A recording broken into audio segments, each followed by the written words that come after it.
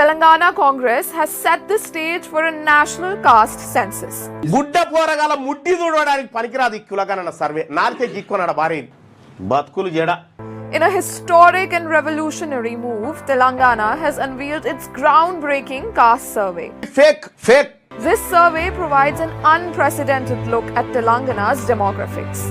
ఇది దొంగ లెక్క. కులగణన బోగస్.